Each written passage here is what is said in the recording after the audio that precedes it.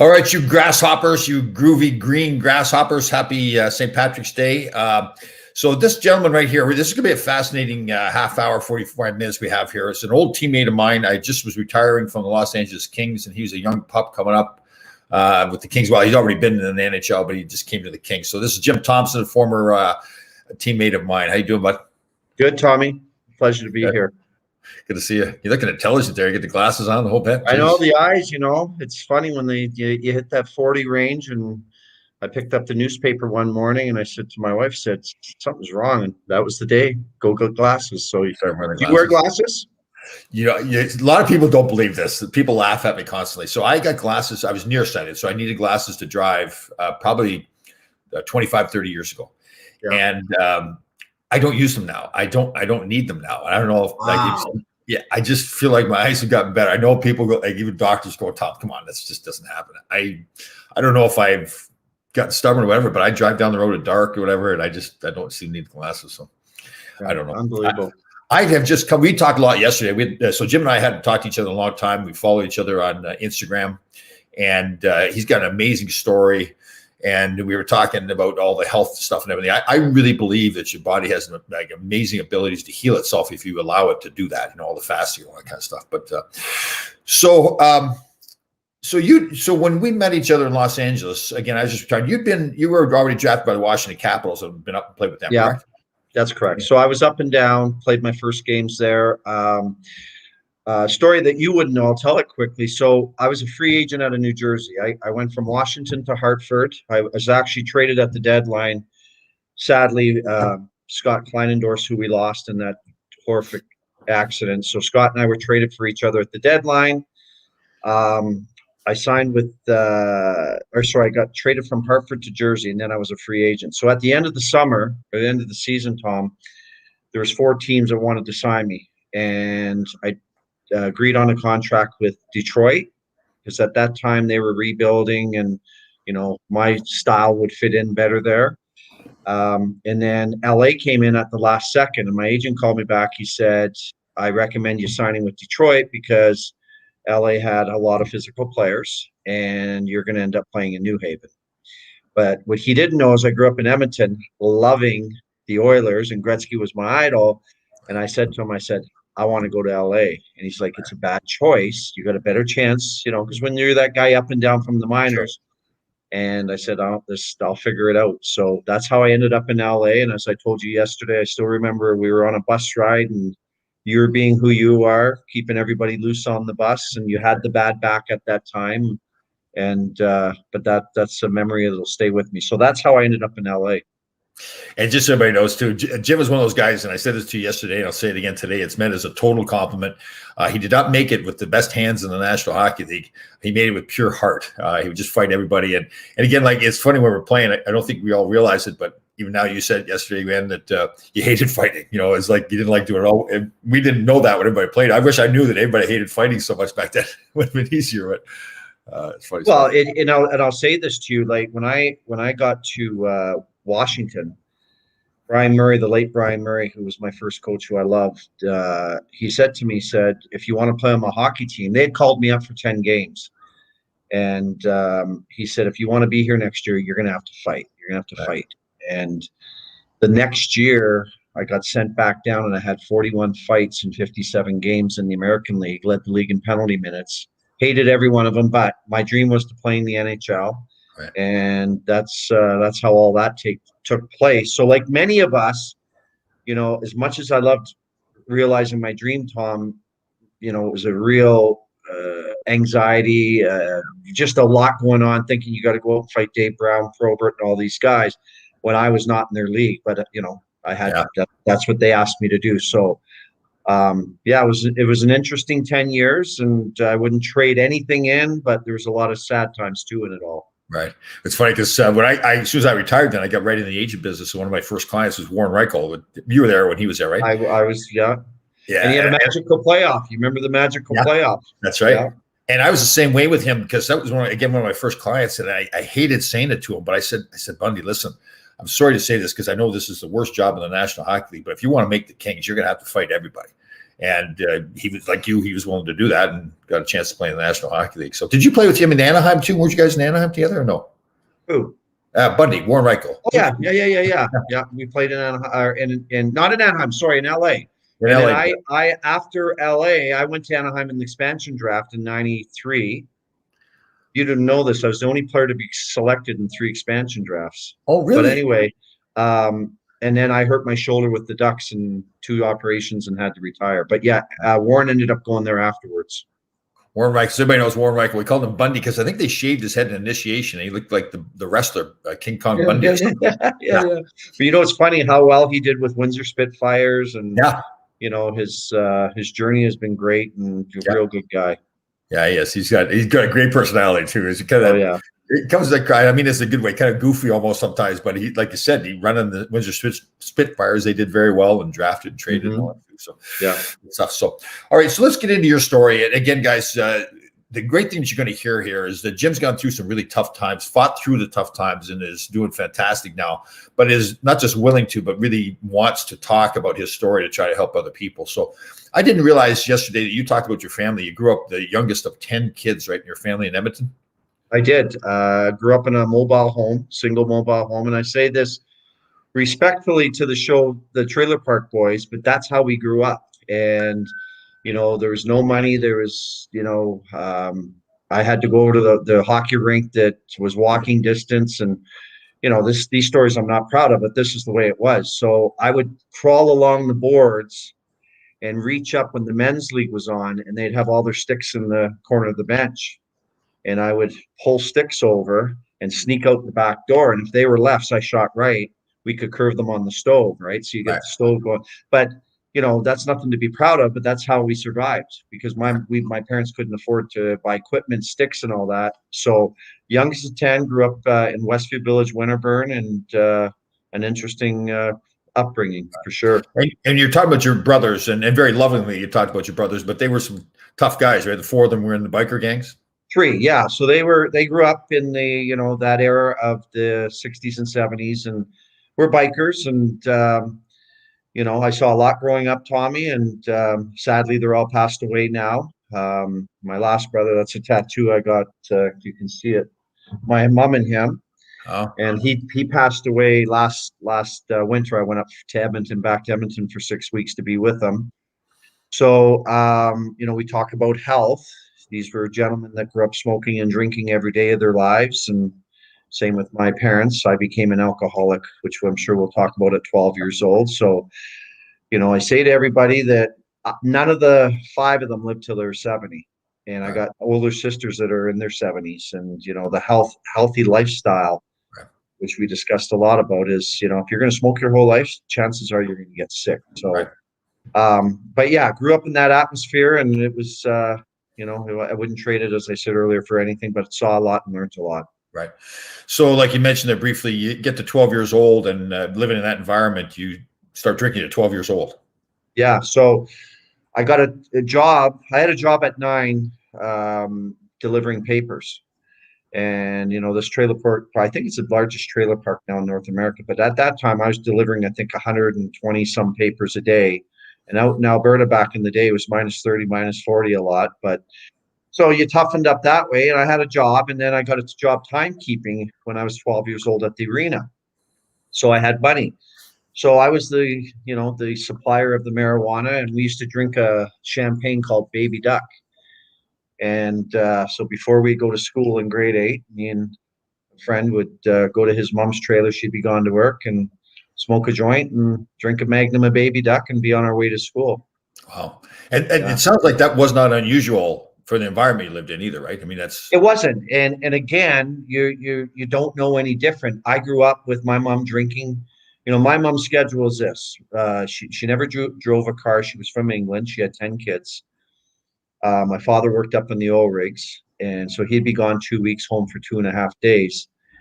And she would get up, have her tea, have her coffee, and then at 12 minutes she'd crack a Molson Canadian. Wow. And she would drink and smoke all the way until she went to bed. Wow. So this was her lifestyle 7 days a week. And, you know, when you see that growing up, you fall into it. My brothers obviously drank and did drugs, and So I got into that whole lifestyle and thought it was natural, and stopped when I was 14. And now during this whole time, you were playing hockey, correct? I was. So that's the interesting part is from 12 to 14, I was out of commission. I was failing school. We were just stoners. We were partiers in the trailer park. And then at 14, being a good hockey player, I said to my mom one day that I want to quit school and train for hockey. And she said, not a chance. So ironically, the two I just showed you on my arm, my brother Frank was there. And he said, you might as well let him do this because he's going to do it anyway. So what I did was I quit grade 10 and cut all my hair off. I had long hair, quit doing drugs, quit hanging out with the influences. And I walked over to the rink every day and would play shinny with the men. My brother set up a little gym in my living room. My coffee table was my bench press, and away I went. So completely changed gears, which is probably the most amazing moment in my life, because why I did that, I loved hockey. I was good at hockey. And then my dad was born in Markham, Ontario, and he brought me down to Markham at 14 that same year. And I went to a Toronto Marlborough game in the OHL and saw Sault Ste. Marie. We're in the Cooperalls and the Maple Leaf Gardens, and I was just in awe. Right. So I took my skates down with me. My uncle said, tell him to bring his skates because he heard I was a pretty good player. So I skated with the midget AAA team that ironically Steve Thomas was on. And they liked what they saw. So they brought me back next year to try out for the Marlboros. And I started the season in the OHL, got sent to the Markham Waxers, and then played 2 years in the OHL, got drafted by Washington. But that's how that journey from, party animal from 12 years old stopped at 14 and was able to work my way with no influence, right? That's an amazing story, though, to be in that environment and be wrapped up in that lifestyle from 12 to 14 years old. And just all of a sudden, your own, not just say, I'm going to stop the drugs and drinking, to now say, I'm going to go follow my dreams of playing in the National Hockey League. I'm going to quit school.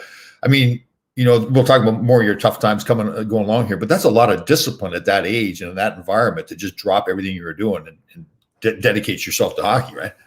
It was one night we were playing in my sister's hometown called Beaumont, Alberta. And normally we had our way with this team, and we decided to smoke a joint on the way to the game. And I was a mess, and we lost 7-1. And she looked at me after the game and was just like, "Are you okay?" Like, she knew what's wrong with you, like. Right. And that was a moment of such hurt. And my family shows up to watch me play. I walk in with red eyes, and it was just it was a moment that said, "Okay, you know what?" And after that, I just said, "You know what? I need to change gears here." And because my dad, as I said, my dad may have came to 6 of my games my whole life because he worked up in the oil rigs. He had to provide for the family, and sadly he could not get to my hockey, and my mom never drove a car. So the blessing was, Tom, as you can understand, I was a good player, so parents always wanted me to be on that team. So I would get rides from parents, and I will tell you this, when I made it, I had a lot of families to thank for picking me up in the trailer park. I had a father that would drive 40 minutes out of his way, pick me up, drop me off, and then go home 40 minutes for a whole season.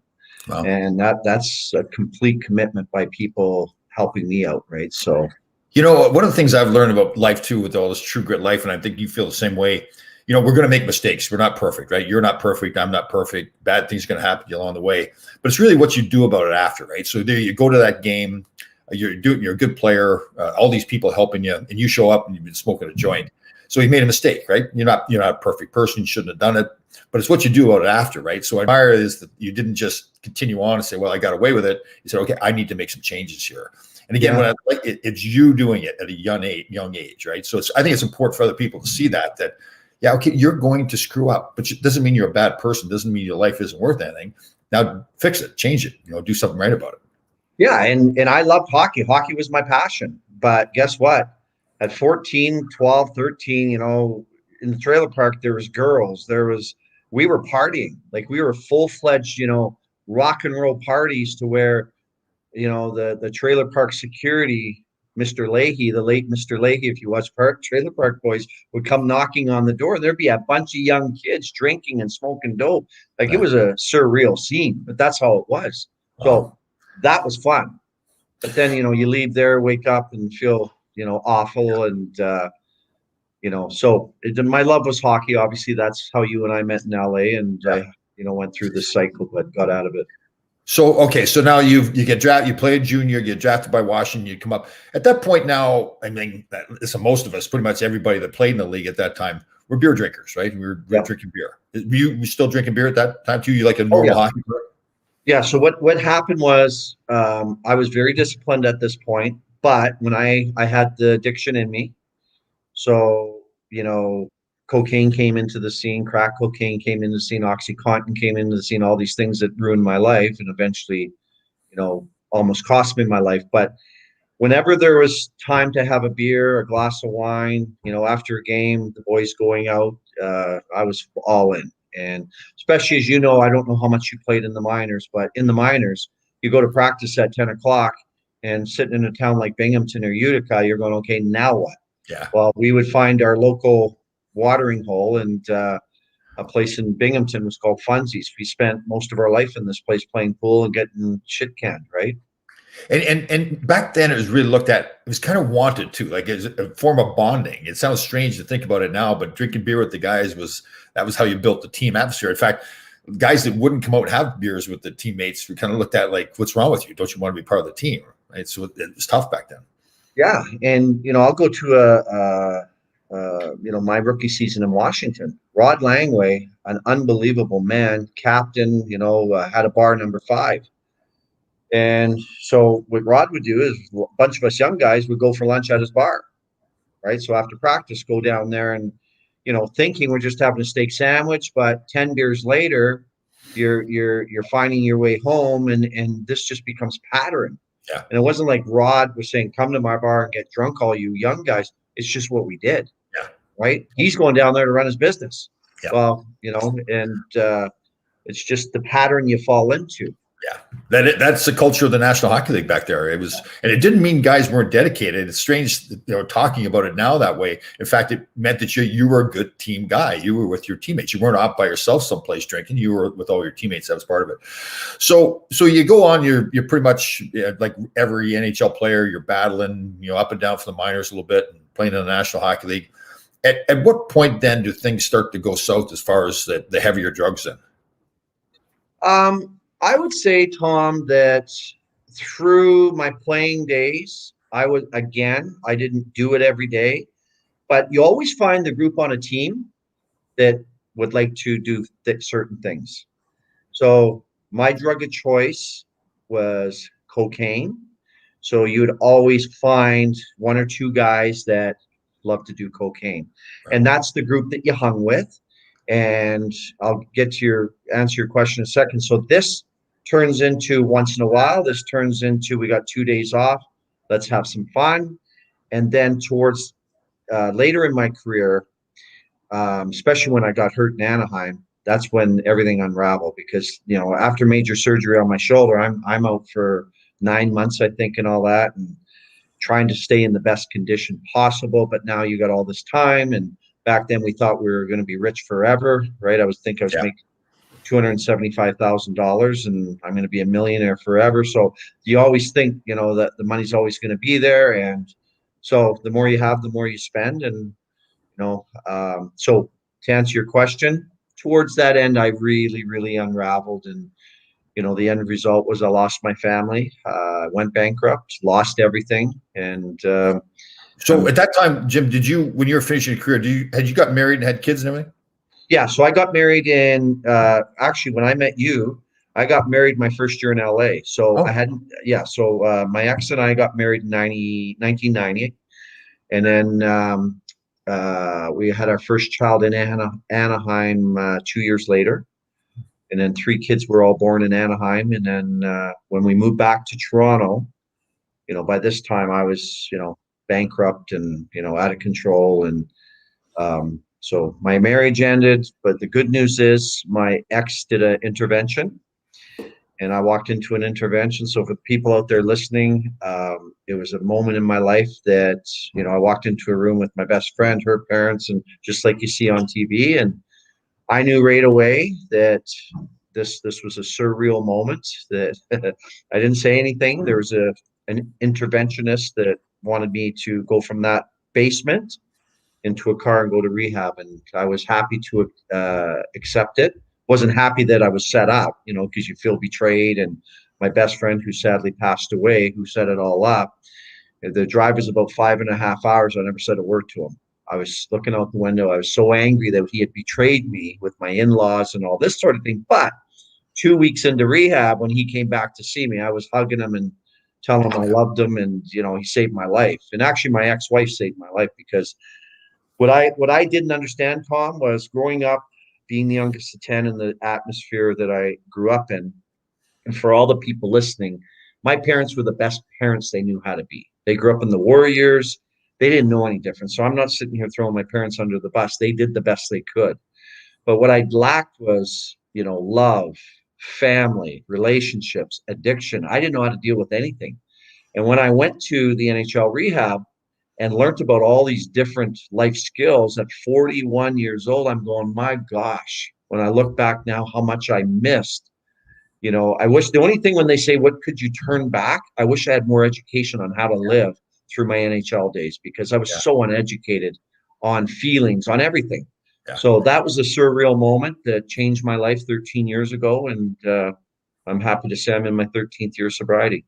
Isn't that true? Like, listen, I think both the same way. I would, if I got a chance to play in the NHL again, I would play twice as long. I loved it. It was a dream come true.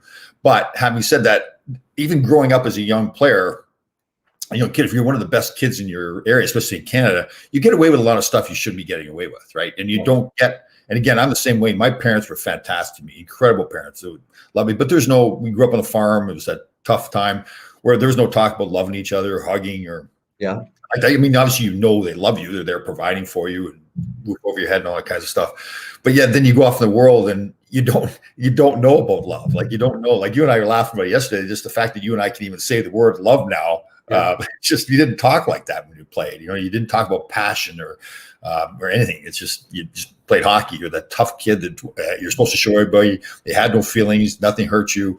All that stuff. And it's great when it happens. You get to play in the NHL, but yeah, you miss out on all that stuff. It doesn't mean life's over with. Now you've turned your life around, and now you've got a fantastic family. You got your kids and your wife and stepkids and all that. So it's you can still have that great life. It's just that you kind of lose a chunk of your life because you don't learn it. You don't experience those things. So, and you know what's funny when you say that, Tommy, is my parents in my whole lifetime never told me they loved me.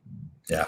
That's just the way it was. And until they were both on their deathbed, I felt weird saying it to them, but I said it to them both on their deathbed, right? And I won't go a day not telling my kids that I love them, or my stepkids. Now my kids are in college and text ends with the heart and love you, and and it's just the way. It's like this. We grew up with no food. Like, we had literally moldy sandwiches for lunch. Like, we scraped.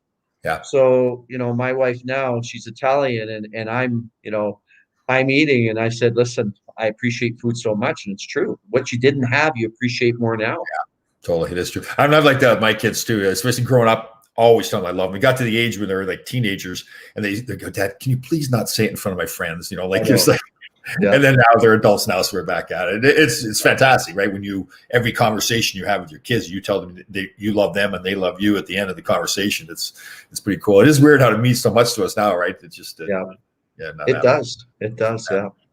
So okay, so you so did you go through rehab once and then you were good, or did you have to go back? No, good question. So I went to rehab, Newgate 180 in Merrickville, Ontario, and now by this time I'm divorced. Or separated at the time. I hadn't got officially divorced. So I come out and I'm living on my own. So what happens is, just to take you through a little journey here. So when my wife did this intervention, she had planned to get a divorce. So 2 weeks into it, she came up, and I'm thinking she's coming up to say, great job, because in the intervention, everybody reads you a letter, and hers like, I want the husband back, the father, blah, blah, blah. Well, so I had to get my head around that. I had 3 young kids. And you go through the fear of, another man putting your kids to bed and becoming stepdad and all this. So, but my counselor, Brian, his name was Brian, and he really helped me through it to say, you got to trust in this, that stay sober. little gifts will fall from the sky, and they fall till this day. So it all worked out, but what happened was, what was your question again? I lost my train. Did you have to go to rehab just once? Oh, yeah. So what happens is I get out and I'm good. I think it was 6, 7 months. Now I'm going to go on a date, right? I'm got to get back into the real world. So I had a few dates and always with soda water, and never got into the non-alcoholic beer because I just did not want to go back to that taste. And I went on a date with this beautiful lady and we're at the Keg. So anyways, she orders a 9-ounce glass of Kendall Jackson Chardonnay.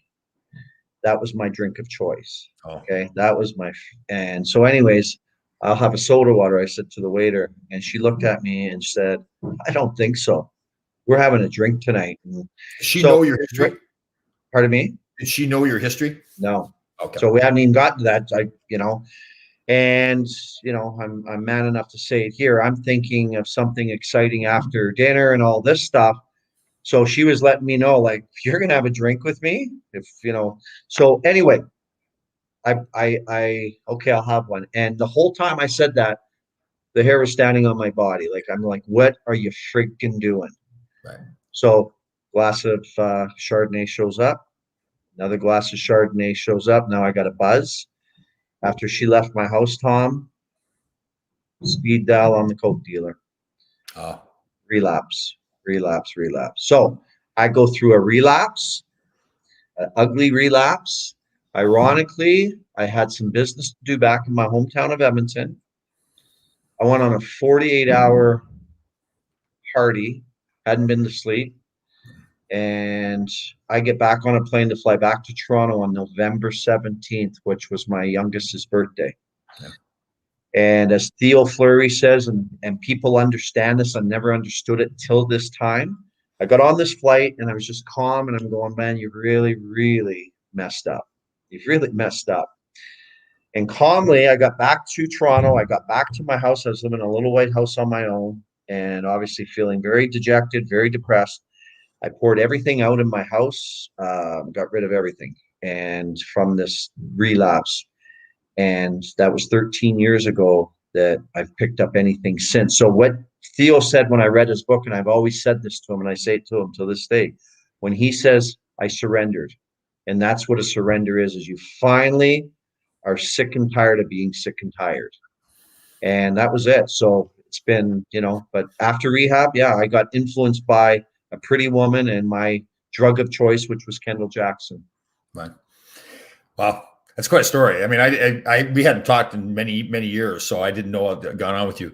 So now you've gotten married. Again, you've got your 3 grown children of yours. You got 2 stepkids of yours. You got a fantastic life going on.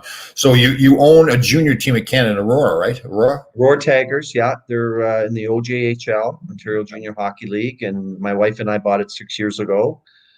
And I run a program, JT Prospects, and actually my company is Jim Thompson's Dreams Do Come True. So just a quick story on that. As I'm coming out of this old life into a new life, my 2 boys and I are sitting in my house, and Don Cherry comes on and he says, to all you coaches and parents out there who tell your kids they can't make it, he said, kids dream and dreams do come true. There's 700 and some kids in the NHL.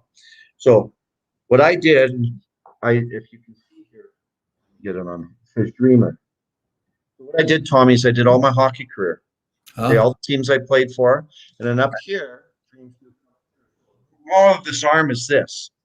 I started a company when Don Cherry said that, dreams do come true. And what that is now is, mentoring, life coach, interventions, hockey, anything to do with anything where I can influence somebody. I'm taking a person to rehab tomorrow. A former hockey player flew in from BC. We're going to take him up to Ottawa tomorrow. And so this is what I do now. So that's probably my new NHL is helping people. Sure. The hockey team and, being on the ice this morning, training kids, that's not a job. But the real guts of my life now is helping people. And if you follow me on social media, I'm always putting out, positive messages. Yep. And what that is for it's funny. Some of my friends are like, "Are you okay?" And what it's for, it's number one for me, but it's to inspire all these people I'm dealing with behind the scenes with mental health, with addictions, and it's a positive message every morning, just to say life is good, believe in the process, and we'll get there, right? So, but that's what I'm doing now. It's very rewarding, and I couldn't be happier. So if somebody wants to get a hold of you, you're online at Jim Thompson's Dreams Come True. Yeah, or just private message me, Jim Thompson 33. My Twitter and Instagram is Jim Thompson, no P. You'd like this joke, the dry one. My mom was a Thompson from England with the P. My dad was a Thompson from Scotland with no P. So, but no P in Thompson 33. 33. So particularly on Instagram and what else? Twitter. You're and my website's jimthompsonsdreams.com. So if they want to go on and see my website. So you and I, it's funny because we hadn't seen so long. We're kind of living the same life, right? I mean, you've gone through your stuff, and but it's just that it's amazing how much you get out of life now by helping other people, right? I never would have understood that before, because again, kind of the life we kind of grew up in was kind of like it was a little bit of a selfish life, right? I mean, you had to really be focused on you making your career work, and then when you got there, it had to be, I need to do my job, I need to have my afternoon nap, I need to eat at a certain time, all those things, and now here we are, again, I'm the same way. My life is so much, I loved my life before, don't get me wrong at all. I'm sure you're the same way, but my life is so much better now because I've just, like helping other people, you get so much more out of it. It's still kind of selfish, but in a different way, the stuff you get from helping other people. So well, before I forget this, my trailer number in the trailer park was 353 Westview Village. Okay. So ever since I started paying attention to you, when you're walking in the morning, 355. That's right. I just want to see 353, and I'm like, Tommy, you're off by 1 minute, right? Okay, because one of my numbers in my head is our trailer number 353. Okay. But anyway, I admire. I said this to you yesterday. What we've done in life, but what we're doing now to me is tenfold to what we did playing in the NHL. When I see what you're doing to inspire people, the work ethic that you have, and see what you don't understand. We talked about Kevin Porter and how many people that you're quietly influencing, because without you and me even talking, I said, if he can do this, right? Now I get up at 4:35. I would get up, 6. Now I'm up in the gym at a different time because I'm saying, well, he's there in New York. And how old are you now? 63. I was 63 next month. Yeah. Yeah. And I'm going, hello. So you don't even know it quietly. You're inspiring so many out there just by your lifestyle. And without, if we don't talk today, I'm paying attention to what you're doing, your survivor thing and all that. It's just very inspiring. It is funny, right? Because I know you're doing it all the time, but I went to an event before the pandemic, obviously a Ranger event. And this gentleman came up to me. I'd never seen him before. And he starts hugging me and everything. And he's kind of like almost in tears. I'm like, what's going on here? And he's like, Tom, you saved my life. He says, my doctor told me I had to lose 70 pounds, and I lost the 70 pounds, and I'm fine now. It's all because I was watching you all the time. So when that stuff happens, and I know you live that every day, when it happens to you, it's like, well, now you get even more motivated because you realize you mean so much to people, and you're motivating people and helping them. So, listen, I've gotten better too. I just feel like everything in my life, like the stuff we talked about, my relationships with people, the way I treat people, my workouts, my diet, everything. So. Yeah, just good. Quickly, Tommy, what you said when we played, I won't speak for you. Yeah. I was a selfish, self-centered. I was a really nice person. I was always nice. But what you said, everything revolved around me. Yep. So I got to choose what we drank. I got to choose where we went. I got to choose this, that, because I was the NHL player who had to make the decisions. And when I sit back and look how selfish that was and self-centered it was, and the other thing was too, and I don't say this being boisterous or bragging, but normally I would be paying because we had extra money playing in the NHL. Yep. So it was just like, okay, it's my show. You guys are going to listen. We're going to do it. Oh, totally. And a couple of my close buddies remind me of that, how much of a, not an ass, but just, like you weren't very kind all the time. And, yeah, totally. And it's amazing, right? Because you don't, like, you're a kind person, you're a good person, I was the same way. I feel very good about myself, but I acted in some ways sometimes, like, I look back, what a jerk. Like, I just didn't care about anyone else's feelings.